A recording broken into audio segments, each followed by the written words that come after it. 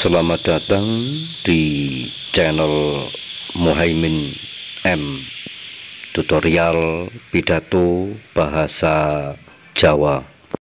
Pada kesempatan kali ini saya akan memberikan satu contoh jawaban lamaran menggunakan bahasa Jawa. Jadi pada kesempatan kali ini, karena ini sebuah jawaban lamaran, berarti tidak menggunakan mukodimah atau salam pamuka. Karena nglajengaken pangandikan ingkang katemben kawedhar. Jujuke mawon, Bapak Muhaimin, dalah kulawarga ageng saking Bumirasa ingkang satu hujinaket ing manah. Kula ngaturaken agunging panuwun awit saking pangandikan panjenengan ingkang rumentah dhateng kula. Sedaya pangandikan panjenengan kula tampi kanthi cetha. Pramila rawuh panjenengan sedaya kula ngaturaken agunging panuwun. Mugi lekas wekasaning sedya panjenengan ingkang sae mahanani kesaenan ing pepanggihan menika. Salajengipun paringipun salam takdim saking Papa Musyafa. Kula tampi kanthi suka pingai manah. Wabilisani alaika waalaikumsalam warahmatullahi wabarakatuh. Mekaten ugi salam takdim mugi kaaturna dumateng Papa Muhaimin sakulawarga ing tlatah Bumirasa.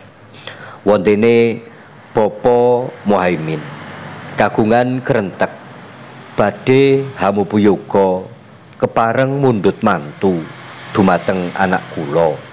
Minangka jatuh kramanipun bagus, kula namung jumureng ing karsa, jerlare kekalih sampun jumagar ing kadewasan.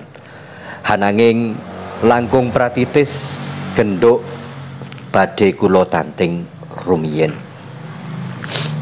Nah, setelah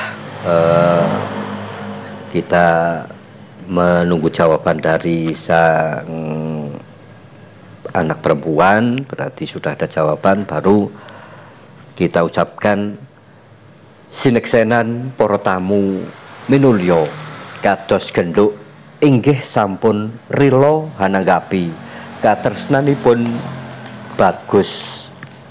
Pramila kula ingkang minangka sesulih kulawarga mratélakaken bilih panglamaripun bagus.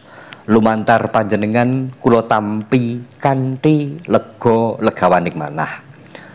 Daya pangaribawa Gusti ingkang Maha Agung saged hangijabahi sedya tama nyawijakaken balung apisah. Lumantar jejodohan lare kekalih saged kacunggah ingkang kaangkah. Pinaringana lestari pinestining jodoh kang sejati. Wontene bab kaleksananing gati prayogi dipun rembak ing kalodhangan sanes.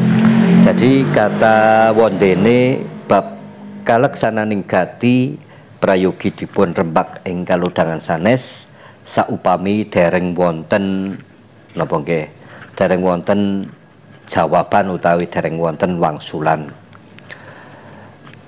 Nanging anggen sampun angsal wangsulan wonten ing kalodhangan menika, lajeng boten mawi ukara ingkang katemben kula aturaken.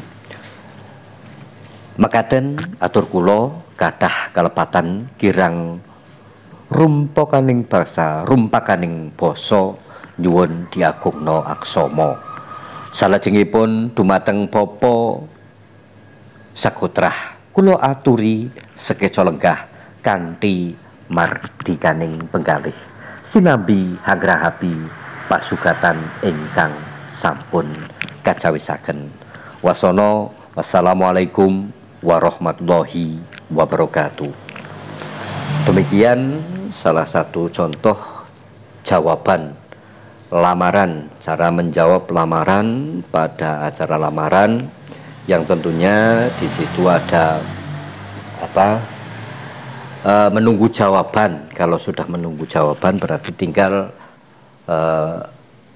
rembuk atau musyawarah tentang pelaksanaan pernikahannya. Demikian, banyak kekurangan, mohon maaf. Saya akhiri, Assalamualaikum warahmatullahi wabarakatuh. Jangan lupa like, komen, dan